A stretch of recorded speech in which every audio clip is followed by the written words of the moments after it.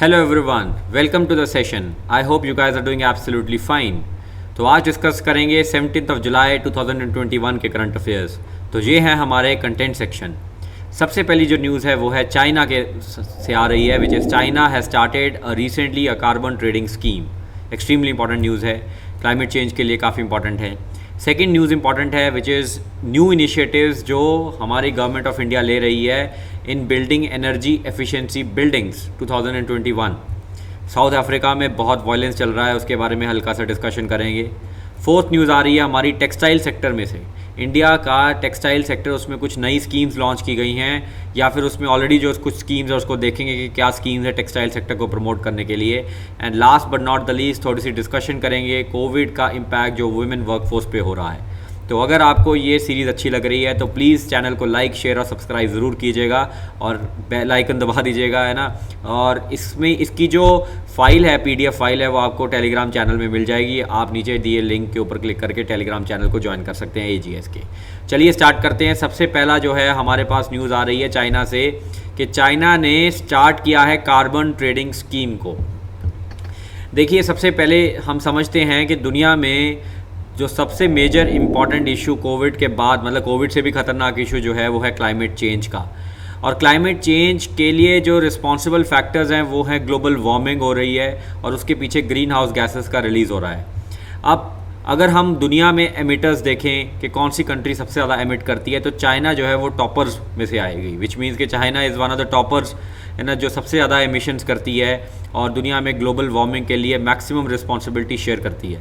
लेकिन चाइना ने Paris agreement में ये डील की थी, ये एग्रीमेंट किया था कि 2030 तक चाइना अपनी एमिशंस को पीक कर देगी, मतलब मैक्सिमम एमिशंस चाइना की 2030 तक पहुंच जाएंगी। और अब चाइना ने बोला है कि 2060 तक चाइना नेट ज़ीरो एमिशंस में चली जाएगी, विच मीन्स कि चाइना जो भी एमिट करेगी उन सबको जो है वो एब्जॉर्ब कर लेगी और नेट ज़ीरो एमिशंस में चाइना जो है चली जाएगी। सो ये बहुत ही ज़्यादा एक टारगेट जो है चाइना ने लगाया है कि 2030 तक वो एमिशंस को पीक करेंगे और 2060 तक वो ज़ीरो एमिशंस में चले जाएंगे। अब इसको अचीव करने के लिए चाइना ने एक कार्बन ट्रेडिंग स्कीम जो है वो चलाई है। अब वो कार्बन ट्रेडिंग स्कीम में होगा क्या कि 2000 कुछ कंपनीज़ हैं जिनको ये बोला गया है कि आपको कार्बन जो है एमिशंस के टारगेट्स दिए जाएंगे और आपको वो टारगेट्स को अचीव करना होगा। इन केस आप टारगेट्स को अचीव नहीं कर पाते तो जो एडिशनल कार्बन एमिशन आप करोगे वो आप उनसे परचेज करोगे जिनके पास कार्बन क्रेडिट्स होंगे। और वो कौन सी कंपनीज होंगी? जो ग्रीन एनर्जी या ग्रीन डेवलपमेंट के अंदर कंट्रीब्यूट करेंगी। सो ये बेसिकली ट्रेडिंग प्रोग्राम है। Under the trading program emitters such as power plants और factories are given a fixed amount of carbon that they are allowed to release over year. उन सारी चीज़ों को परचेज भी कर सकते हैं वो, they can in turn buy और sell these allowances over the next 5 years. अब चाइना क्या कर रही है, पहले तो सिर्फ पावर प्लांट्स या कुछ ऐसी कंपनीज जो पावर सेक्टर में उनके ऊपर ही ये चीज़ लागू होगी, लेकिन आने वाले 5 सालों में चाइना इसको 7 एडिशनल हाई इमिशन इंडस्ट्रीज़ के अंदर भी इस पर्टिकुलर स्कीम को एक्सपैंड करेगी, जैसे petrochemicals, chemical, building materials, domestic aviation, paper, non ferrous metals and iron and steel industry. तो इन सब के अंदर भी ये जो स्कीम है इसको जो है चाइना एक्सपैंड करेगी। अभी देख लेते हैं इंडिया की तरफ से क्या कंट्रीब्यूशन हो रहा है। अभी इंडिया ने भी रिसेंटली पेरिस एग्रीमेंट के अंदर कमिटमेंट्स की थी, जैसे कि इन्होंने बोला था कि हम जो है कार्बन सिंक क्रिएट करेंगे यहाँ पे 2.5 से 3 बिलियन का, फिर हम नेट ज़ीरो एमिशन जो है वो पीक कर जाएंगे हम अपनी एमिशन टारगेट्स को। तो इस टाइप के जो डिसीजंस हैं इंडियन गवर्नमेंट ने भी लिए थे पेरिस एग्रीमेंट में, और इसमें काफ़ी चीज़ें हुई हैं, जैसे 175 गीगावाट की रिन्यूएबल एनर्जी जो कैपेसिटी है उसको क्रिएट करने की बात की है गवर्नमेंट ने। इसके अंदर और देखते हैं कि गवर्नमेंट ने क्या क्या चीज़ें की है। सबसे पहली इंपॉर्टेंट है कि हमने अपने फ्यूल्स को भारत स्टेज 4 से भारत स्टेज 6 पे लेके जाने की पूरी जो प्लानिंग है वो कर ली है। जो 2024 तक हम इनको अडॉप्ट कर लेंगे क्योंकि कोविड की वजह से इनको डिले करना पड़ा। नेक्स्ट आ जाता है कि एक Ujala scheme government of India run कर रही है और उजाला स्कीम के अंदर 360 मिलियन LED बल्ब्स, आप इमेजिन कर सकते हो 360 मिलियन LED बल्ब्स इस उजाला स्कीम के अंदर हमने डिस्ट्रीब्यूट किए हैं और इसकी वजह से हमने 47 billion units of electricity per year जो है उसको सेव किया है। इसके अलावा कार्बन डाइऑक्साइड के अगर कंटेक्स्ट में बात करें तो almost 38 million tons of carbon dioxide per year को हमने सेव किया है by distributing almost like 360 million LED bulbs. International solar alliance हमने साइन किया जिसका हेड ऑफिस गुड़गांव में है, और फ्रांस के साथ ये मिलके हमने साइन किया था।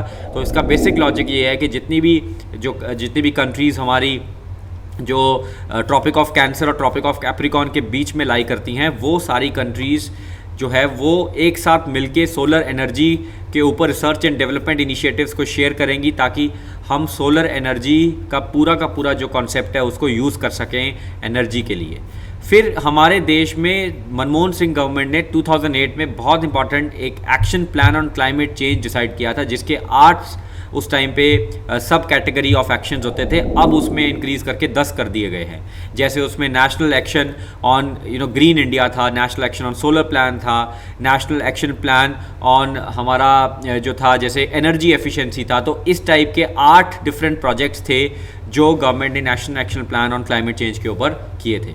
इसके अलावा हमारे देश में एनर्जी कंजर्वेशन बिल्डिंग कोड 2017 में क्रिएट किया गया है पावर मिनिस्ट्री की तरफ से। Energy conservation building code basically define करता है कि बिल्डिंग्स कितनी एनर्जी कंजर्व या कितनी एनर्जी एमिशंस करती हैं डिपेंडिंग अपॉन उनका आर्किटेक्चर, उनकी स्ट्रक्चर क्या है। और last but not the least ग्रीहा रेटिंग्स भी अनाउंस की गई, जिसमें हर बिल्डिंग, हर रेजिडेंशियल बिल्डिंग और हर कमर्शियल बिल्डिंग को एक रेटिंग मिलेगी कि ये कितनी एमिशन कर रही है और कितनी एमिशन नहीं कर रही है। तो ये कुछ इनिशिएटिव्स हमने डेफिनेटली इंट्रोड्यूस किए हैं एमिशंस को रिड्यूस करने के लिए। लेकिन चाइना ने जो एमिशन रिडक्शन का प्रोग्राम किया है वो पूरी दुनिया में सबसे बड़ा कार्बन मार्केट प्रोग्राम है। सो ये बहुत इंपॉर्टेंट है आपको जानना। तो चलिए सेकंड इंपॉर्टेंट न्यूज़ आइटम पे चलते हैं। ये है हमारी एनर्जी एफिशिएंट बिल्डिंग्स के बारे में कुछ नए इनिशिएटिव्स। अब मिनिस्ट्री ऑफ पावर ने ये इनॉग्रेट किया अभी recently sustainable habitat aiming new initiatives इन बिल्डिंग एनर्जी एफिशिएंसी 2021। अब ये इनॉग्रेशन इसलिए किया, अगर आपको मैं थोड़ा सा इसका बैकग्राउंड बताऊं तो इंडस्ट्री सेक्टर के बाद हमारा जो बिल्डिंग सेक्टर है ये second largest consumer of electricity है। यानी कि अगर हमें अपनी इंडस्ट्रीज़ को एफिशिएंट करना है तो हमें बिल्डिंग्स को भी एफिशिएंट करना पड़ेगा, अगर हमें एनर्जी एफिशिएंसी जो है वो अचीव करनी है। और ये कुछ इंडिकेशंस हैं कि बाय 2030 प्रॉबली जो बिल्डिंग सेक्टर है वो लार्जेस्ट सेक्टर हो जाएगा जो इलेक्ट्रिसिटी कंजम्पशन का। तो गवर्नमेंट ऑफ इंडिया ने इसकी इंपॉर्टेंस को रियलाइज़ करते ये बोला है कि हमें फोकस करना ज़रूरी है energy efficiency on both residential buildings as well as commercial establishments. और हमें स्मार्ट होम्स बनाने की ज़रूरत है, स्मार्ट बिल्डिंग्स बनाने की ज़रूरत है, एनर्जी एफिशिएंट बिल्डिंग्स बनाने की ज़रूरत है। इससे होगा क्या, इससे नंबर 1 हमारी एनर्जी एफिशिएंसी अचीव होगी, सेकेंडली क्लाइमेट चेंज में जो ग्लोबल वार्मिंग हम पूरी ह्यूमैनिटी कर रही है उसके ऊपर भी एक्शंस लिए जाएंगे। अब स्पेसिफिक इसमें कुछ डिसीजंस जो हैं वो किए गए हैं, जैसे क्या क्या इनिशिएटिव्स, कैसे हम अपनी एनर्जी एफिशिएंट बिल्डिंग्स क्रिएट करेंगे। सबसे पहली चीज़ हमें करने की ज़रूरत है वो है स्पेसिफिक कोड कंप्लायंस अप्रोचेस। मतलब कुछ ऐसे कोड्स आने चाहिए जिसके बेसिस के ऊपर हमारी बिल्डिंग्स जो हैं वो जो है रेडी हों और वो कोड्स को वो कंप्लाई करें।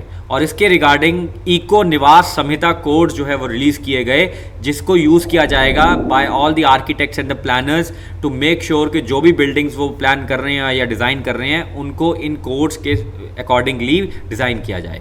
सेकेंड, कुछ इंपॉर्टेंट और चीज़ें देख लेते हैं। एक handbook of replicable design for energy efficiency, एक वेब बेस्ड प्लेटफॉर्म क्रिएट किया गया है। अब इसमें होगा क्या कि सपोज़ किसी एरिया में एक building energy efficient building create की गई थी तो उसको पर्टिकुलरली रेप्लिकेबल करेंगे, उसको रेप्लिकेट करेंगे इंडिया के डिफरेंट एरियाज़ के अंदर। और कोई भी जाके उस पर्टिकुलर चीज़ को लर्निंग टूल की तरह देख सकता है कि क्या जब वो बिल्डर ने उसको क्रिएट किया था तो क्या उसमें ऐसी जो है इंजीनियरिंग कॉन्सेप्ट्स डाले थे कि वो बिल्डिंग एनर्जी एफिशिएंट बनी।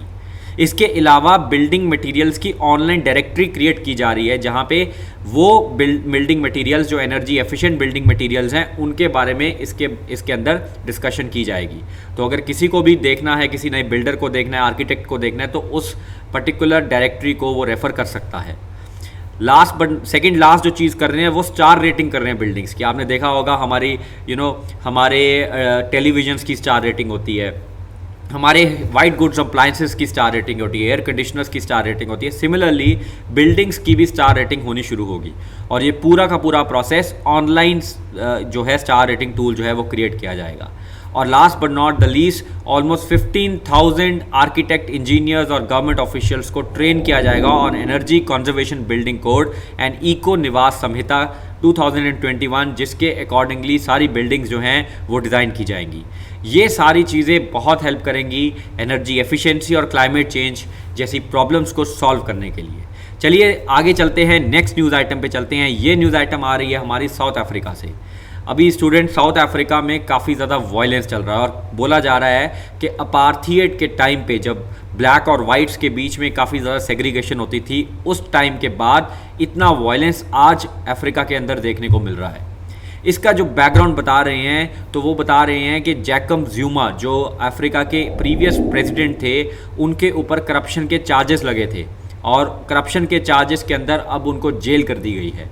बिकॉज अब उनको जेल कर दी गई है तो उनके जो सपोर्टर्स हैं वो स्ट्रीट्स पे आ चुके हैं और काफ़ी वायलेंस और लूटिंग हो रही है वहाँ पे। लूटिंग इन द सेंस कि वहाँ पे दुकानों में चले गए हैं और वहाँ पे चोरी वगैरह सब कुछ, एक्सट्रीम केसेस चोरी के और एक्सट्रीम केसेस वायलेंस के देखने को मिल रहे हैं। कुछ लोग ये भी बोल रहे हैं कि इसका मेन रीज़न सिर्फ करप्शन नहीं था या जैकब ज़ुमा की जेल नहीं थी या उनके सपोर्टर्स ये नहीं कर रहे। इसकी कहीं ना कहीं डीप अंडरस्टैंडिंग की जाए तो कोविड-19 के लॉकडाउन्स की वजह से पावर्टी और अनएम्प्लॉयमेंट सबसे हाईएस्ट लेवल पे है साउथ अफ्रीका के अंदर। उससे हो क्या रहा है कि लोगों के पास इनकम्स नहीं है, हंगर बहुत बड़ा एक इशू बन चुका है, जिसकी वजह से ये लोग जो है ये सब कर रहे हैं। तो जैसे पुरानी सेइंग है वो बोलती है poverty is the parent of revolution and crime, तो वही चीज़ देखने को मिल रही है यहाँ पे। तो इस वजह से ये भी काफ़ी जो है इम्पॉर्टेंट हो जाता है जो साउथ अफ्रीका के वायलेंस देखने को मिल रहा है। अब इंडिया और साउथ अफ्रीका की अगर रिलेशंस की बात करें तो हमारे दो देशों के बीच में जो रिलेशंस हैं वो काफ़ी ज़्यादा पुराने हिस्टोरिक रिलेशंस हैं। अगर महात्मा गांधी की बात करें तो महात्मा गांधी जी पहले साउथ अफ्रीका गए थे और उन्होंने वहाँ पे जाके जो भी प्रोजेक्ट्स किए नॉन वायलेंस नॉन कोऑपरेशन के, वो सारी चीज़ें उन्होंने इंडिया के अंदर आके उस चीज़ को रेप्लिकेट किया। तो हमारे तो बहुत पुराने रिलेशंस हैं साउथ अफ्रीका के साथ। अगर हम 21st सेंचुरी की बात करें, इंडिया एंड साउथ अफ्रीका बहुत मेजर ट्रेडिंग पार्टनर्स हैं। अगर आप छोटा सा डेटा देखें तो इंडिया साउथ अफ्रीका का 5th लार्जेस्ट एक्सपोर्ट डेस्टिनेशन है और 4th largest import and 2nd largest trading partner है एशिया के अंदर। अगर हम कल्चरल रिलेशंस की बात करें तो मिनिस्ट्री ऑफ एक्सटर्नल अफेयर्स में जो Indian council for cultural relations है ICCR, ये काफ़ी ज़्यादा प्रोग्राम्स कंडक्ट करता है to display Indian culture in South Africa and vice versa. और स्कॉलरशिप्स भी प्रोवाइड किए जाते हैं साउथ अफ्रीकन नेशनल्स के लिए ताकि वो इंडिया के अंदर आके पढ़ सकें। इनफैक्ट अगर डायस्पोरा की बात करें तो साउथ अफ्रीका में highest number of Indian diaspora है। 3% ऑफ साउथ अफ्रीका की टोटल पॉपुलेशन इंडियंस है और काफ़ी इंटरनेशनल फोरम्स के अंदर हम दोनों की जो वो है कलेक्टिव अंडरस्टैंडिंग है इंटरनेशनल इश्यूज़ को लेके, वो कॉमन अंडरस्टैंडिंग है। जैसे ब्रिक्स के अंदर हम जो है वो पार्टनर्स हैं, G20 में पार्टनर्स हैं, इंडियन ओशन रिम एसोसिएशन में पार्टनर्स हैं और last but not the least world trade organization में भी हम जो हैं वो पार्टनर्स हैं। तो इस वजह से ये न्यूज़ काफ़ी इंपॉर्टेंट हो जाती है साउथ अफ्रीका के साथ जो हमारे देश का रिलेशन है। और वहाँ पे जो वायलेंस हो रहा है वो इंडियंस को भी कंसर्न करता है और कहीं रिपोर्ट्स में पता चला है कि इंडियंस की भी शॉप्स को लूटा गया है या इंडियंस भी वहाँ पे सफ़र कर रहे हैं। तो इंडिया की गवर्नमेंट सोच रही है कि वहाँ पे अब क्या किया जाए उस वायलेंस को, उस है ना कैसे वहाँ पे जो है कॉमन अंडरस्टैंडिंग आए। चलिए स्टार्ट करते हैं। 4th important news item of the day ये है फ्रॉम द टेक्सटाइल सेक्टर अपने देश का। पहले थोड़ा बैकग्राउंड देख लेते हैं। देखिए टेक्सटाइल सेक्टर हमारे देश का सबसे इम्पॉर्टेंट बहुत ही ज़्यादा लेबर इंटेंसिव सेक्टर है, मतलब काफ़ी ज़्यादा नौकरियां जनरेट करता है ये सेक्टर। और बोला जाता है कि एग्रीकल्चर सेक्टर के बाद जो 2nd लार्जेस्ट सेक्टर है एम्प्लॉयमेंट जनरेशन वो टेक्सटाइल सेक्टर है। 45 मिलियन पीपल इंडिया के अंदर एम्प्लॉयड हैं टेक्सटाइल सेक्टर के अंदर और इंडिया की GDP को 2.3% कंट्रीब्यूट करता है, इंडस्ट्रियल आउटपुट को 7% कंट्रीब्यूट करता है और 21% ऑफ एम्प्लॉयमेंट इंडिया के अंदर ये अकेला सेक्टर जनरेट करता है। टेक्निकल टेक्सटाइल्स जिसकी आजकल बहुत ज़्यादा न्यूज़ में रहते हैं, इवन बजट के अंदर भी टेक्निकल टेक्सटाइल्स के लिए जो है वो जो है बजट में भी एडिशनल रिसोर्सेज फंड्स एलोकेट किए गए हैं। वो बेसिकली होता क्या है कि जो टेक्सटाइल्स हम कपड़े के लिए या क्लॉथ्स के लिए नहीं यूज़ करते, जो टेक्सटाइल्स अदर देन क्लॉथ या अदर देन होजरी यूज़ किए जाते हैं उनको टेक्निकल टेक्सटाइल्स बोलते हैं। छोटा सा एग्जांपल देखते हैं। जैसे आपने अपनी बाइक या अपनी कार की सीट, कार में जब आप बैठे होगे या साइकिल पे जब बैठे होगे तो आपने गद्दी देखी होगी। उस गद्दी के ऊपर जो बेसिकली लेदर या जो वो सारा का सारा कपड़ा जो चढ़ा होता है वो टेक्निकल टेक्सटाइल्स में उसको कंसिडर करते हैं। तो ऑटोमोबाइल, सिविल इंजीनियरिंग, कंस्ट्रक्शन, हर जगह पे टेक्निकल टेक्सटाइल्स की काफ़ी ज़्यादा जो है वो रोल है। अगर हम देखें तो 6% ऑफ द ग्लोबल शेयर, हमारे जो दुनिया का ग्लोबल शेयर है टेक्निकल टेक्सटाइल्स में, वो इंडिया कंट्रीब्यूट करता है, तो इस वजह से काफ़ी इंपॉर्टेंट हो जाता है। रिसेंटली जो नए मिनिस्टर ऑफ टेक्सटाइल्स आए, उन्होंने इन डेप्थ रिव्यू किया है सब इनिशिएटिव्स का जो मिनिस्ट्री ऑफ टेक्सटाइल्स ने जो है वो जो स्टार्ट किए हैं to boost the technical sector. तो पहले हम देख लेते हैं क्या क्या इनिशिएटिव्स हो रहे हैं टेक्निकल टेक्सटाइल सेक्टर को प्रमोट करने के लिए। तो सबसे पहला है अटुफ्स। अटोफ्स का फुल फॉर्म है amended technical upgradation fund scheme. इसमें बेसिकली हो क्या रहा है कि इसमें टेक्नोलॉजी जो है, जो टेक्सटाइल टेक्नोलॉजी जो है, उसके लिए अगर सपोज इन्वेस्टमेंट्स करनी है किसी भी कंपनी ने या कॉरपोरेट ने, तो गवर्नमेंट ऑफ इंडिया उसमें सब्सिडीज़ देगी ताकि वो टेक्नोलॉजी अपग्रेडेशन कर सकें और 21st सेंचुरी में जो टेक्नोलॉजीज़ चलती हैं टेक्निकल जो टेक्सटाइल सेक्टर के अंदर, उन चीज़ों को अडॉप्ट कर सकें हमारे जो कॉरपोरेट्स हैं या जो कंपनीज़ हैं। सेकेंड स्कीम है about scheme for integrated textile park. ये जो स्कीम है, this scheme is about clustered approach to promote textile sector in India. जैसे आपने देखा है कि काफ़ी आईटी इंफॉर्मेशन टेक्नोलॉजी के लिए हमने स्पेशल इकोनॉमिक जोन्स क्रिएट किए हैं, बायो फार्मा के लिए हमने इकोनॉमिक जोन्स क्रिएट किए हैं, मतलब एक ही जगह पे सारे के सारे एक साथ हो जाएं, तो उस पर्टिकुलर चीज़ को प्रमोट करने के लिए स्टिप SITP स्कीम जो है वो ली जा रही है। Samarth scheme is to promote skill development in the textile workers. तो जो भी आने वाले 21st सेंचुरी में स्किल चाहिए टेक्सटाइल इंडस्ट्री के लिए, वो सारी उस चीज़ को डील कर रही है समर्थ स्कीम। नॉर्थ ईस्ट के लिए भी हम कुछ ना कुछ कर रहे हैं, बिकॉज नॉर्थ ईस्ट में भी एम्प्लॉयमेंट जनरेशन और इन्वेस्टमेंट्स काफ़ी इंपॉर्टेंट है। तो नॉर्थ ईस्ट रीजन को डेवलप करने के लिए वहाँ पे भी टेक्सटाइल सेक्टर को की इन्वेस्टमेंट्स करवा रहे हैं। तो उसके लिए जो स्कीम है वो है north east region textile promotion scheme. Silk Samagra scheme specially for silk growers. इसमें हो क्या रहा है कि हमारा इंपोर्टेड सिल्क के ऊपर डिपेंडेंस काफ़ी बढ़ रहा है, तो उस चीज़ को रिड्यूस करने के लिए हम अपने डोमेस्टिक सिल्क ग्रोअर्स के लिए क्वालिटी और प्रोडक्टिविटी को इम्प्रूव करने के लिए जो भी हो सकता है वो कर रहे हैं स्कीम के अंदर। जूट आई केयर, ये बेसिकली नई रेटिंग टेक्नोलॉजीज़ जो कम पानी कंडीशंस के अंदर भी जूट ग्रो कर सकें, वो टेक्नोलॉजीज़ की प्रोविज़न कर रहे हैं टू द जूट ग्रोअर्स। देखिए स्टूडेंट्स, जूट काफ़ी पानी लेता है, it is in a competition to the rice. तो हम कुछ अगर ऐसी टेक्नोलॉजीज़ लेके आ सकें कि कम पानी में भी जूट ग्रो कर सकें, तो वो बहुत हेल्पफुल होगा इस इंडस्ट्री के लिए। और last but not the least, budget में national technical textile mission launch किया गया, जिसमें उन्होंने बोला कि इंडिया जो है वो ग्लोबल लीडर बन जाए टेक्निकल टेक्सटाइल के अंदर under this particular scheme of the government of India. तो ये कुछ स्कीम्स हैं जो टेक्निकल टेक्सटाइल के लिए सपोर्ट करती हैं। तो चलिए next last important news item पे चलते हैं। ये है कोविड का इम्पैक्ट हमारे विमेन वर्कफोर्स पे। तो देखिए स्टूडेंट्स, कोविड का इम्पैक्ट काफ़ी जगह पे देखने को मिला है, health, education, economy and everywhere. और इसका इम्पैक्ट हमारे जो मार्जिनलाइज कम्युनिटीज़ हैं या फिर हमारे जो ऐसे सोशल ग्रुप्स हैं जिनको सोसाइटी की तरह से इनजस्टिस देखने को मिलता है, उनको ज़्यादा इम्पैक्ट देखने को मिलता है। पुअर को कोविड ने ज़्यादा इम्पैक्ट किया है, ट्राइबल्स को कोविड ने ज़्यादा इम्पैक्ट किया है, और हमारे देश की विमेन वर्कफोर्स को भी कोविड ने ज़्यादा इम्पैक्ट किया है। ऑल्दो कोविड को मैनेज करने के लिए women workforce were at the front line workers, है ना, नर्सिंग स्टाफ से लेके डॉक्टर्स तक सब ने कोविड को मैनेज करने की कोशिश की। बट स्टिल एक सर्वे हुआ जिसके अंदर ये पाया गया कि कोविड की वजह से विमेन वर्कफोर्स काफ़ी ज़्यादा इम्पैक्ट हुई है। जैसे सर्वे में ये देखा कि विमेन जो है ऑलमोस्ट 24% है आज वर्कफोर्स की, लेकिन 28% जो जॉब लॉसेस हुई हैं, मतलब 100% जॉब लॉसेस हुई हैं, उसमें 28% जॉब लॉसेस विमेन की हुई हैं। यानी कि जितनी उनकी एम्प्लॉयमेंट आज है उससे ज़्यादा उनकी नौकरियां जो है वो ख़त्म हुई हैं। अगर हेल्थ की बात करें तो ये बोला जा रहा है कि almost 16% of women had to stop using menstrual pad and more than 1 in 3 married women were unable to access the contraceptives. ये इसलिए हुआ है क्योंकि नौकरियां चली गई, एम्प्लॉयमेंट चली गई, इनकम्स चली गई, पावर्टी चली गई, इस वजह से consumption on these things also बहुत ज़्यादा डाउन गया है।